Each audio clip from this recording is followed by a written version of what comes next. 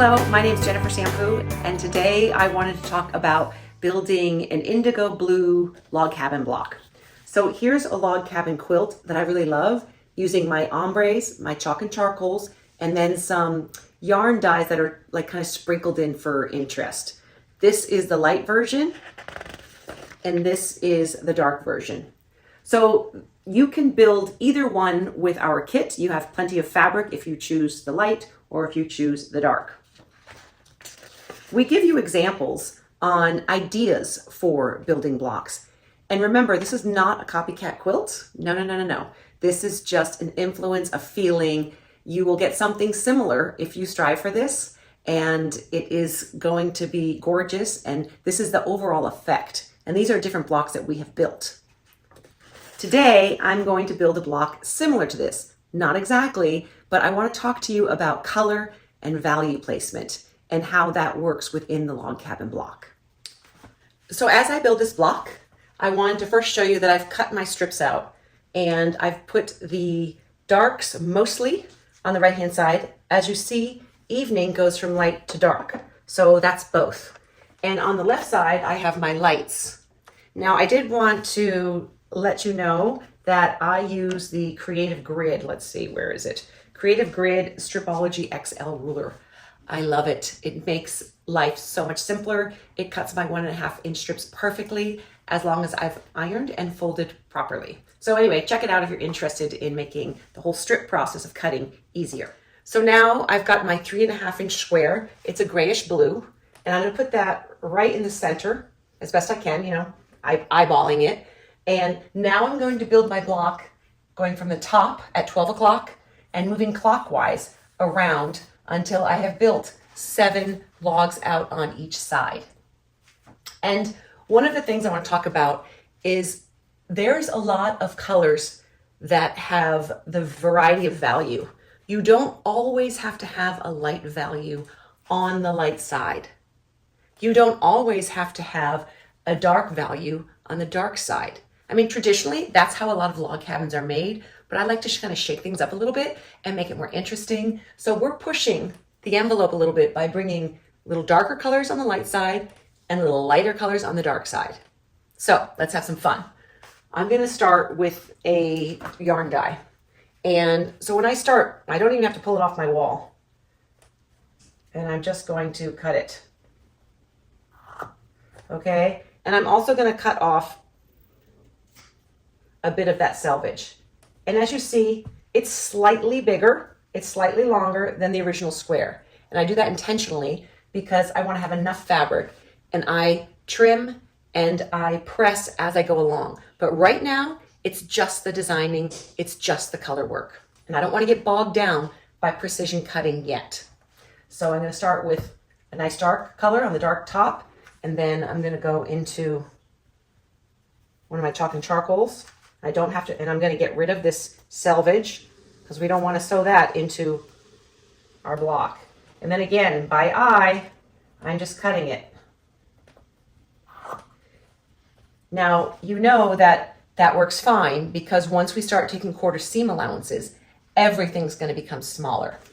Now, yarn dyes are woven fabrics, and the yarns are dyed. That's why it's called a yarn dye. They're woven fabrics, and sometimes you get them and they're not quite on grain. That's okay. You can either spend your time stretching it to try and get it on grain. It might just come naturally on grain, or you can be fine with just cutting it the way it is. And if it's a little off grain, that's fine. Okay, now we're going to go to a light blue. And so that is going to be the light part of the ocean. So see this ocean strip? A lot of fun going on here, but I'm just going to use the light part. And I'm going to move to here, and I'm just taking, what's off the piece. And now I'm going to go dark again. And what's nice is this is still darker than this. So you still see the steps. You still see the definition of the block. And now I'm on block 2 here. Not block 2. I'm on log 2, putting it right here. And you can see that this particular color would work fine on both sides of the block. This is going to be pushed towards dark. This is going to be pushed towards light. This is one of those wonderful players who can play on both teams.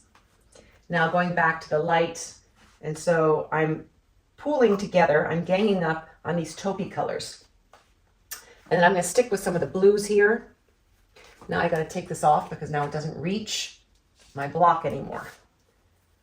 But I like how this is blending with this.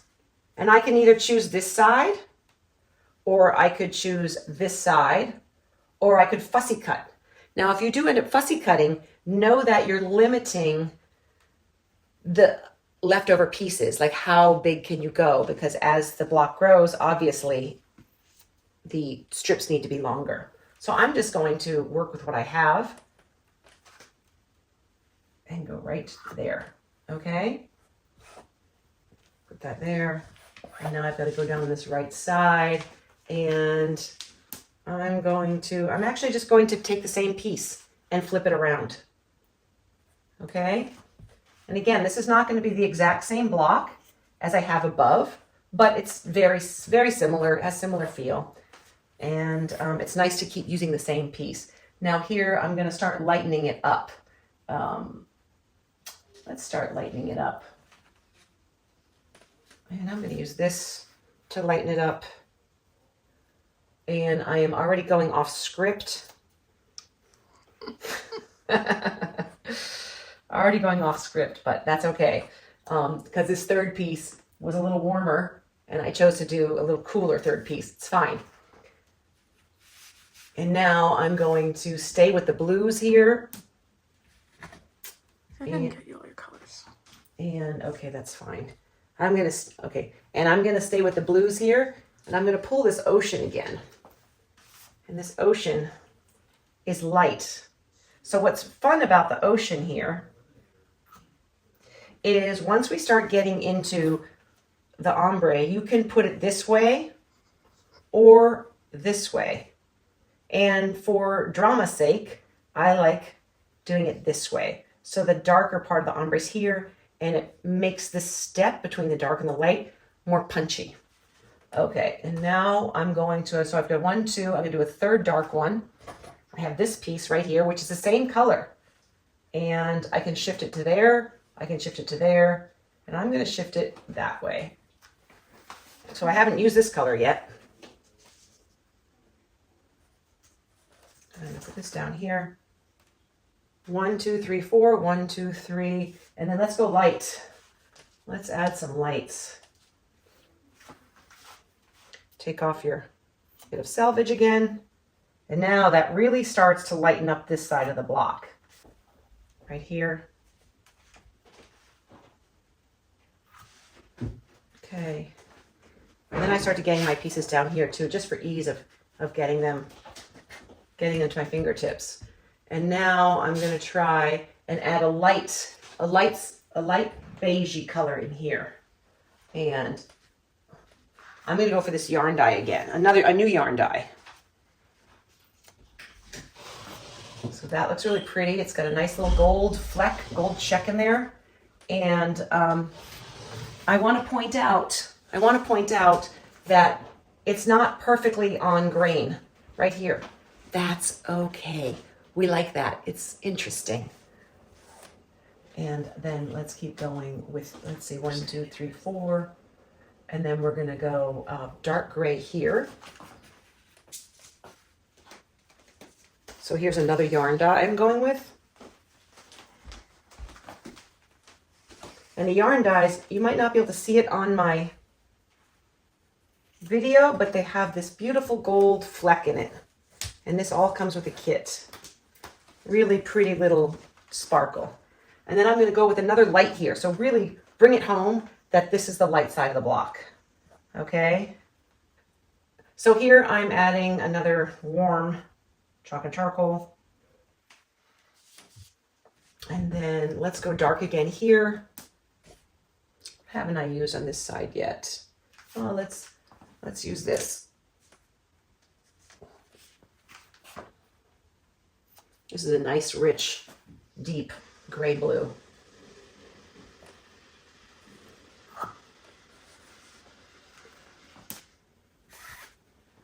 One, two, three, four, five. I've got 2 more to do on this right side. And according to my block inspiration, I go dark, dark. So let's stick with that because it looks good.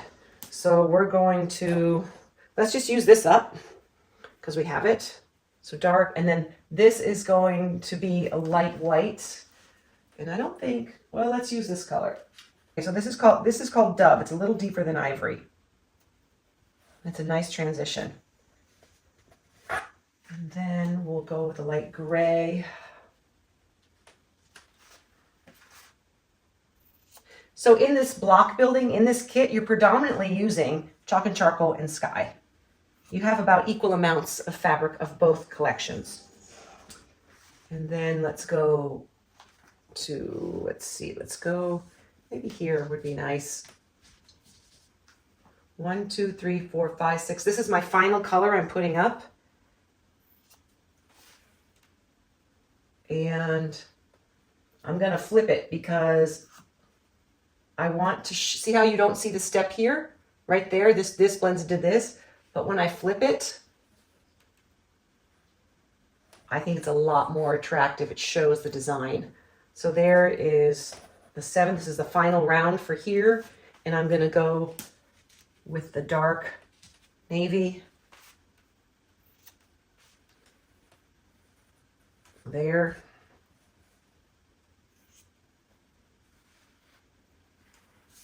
And then this bottom one, I'm going to go with, I'll go with this white again. Oh, and I might have a piece, or no, I have a piece here. So I'm going to finish it up where this is really light on this side. Be a nice bright spot in the quilt. And then we're going to finish off here. The other thing I want to let you know, it's fine to put the same fabrics right next to each other.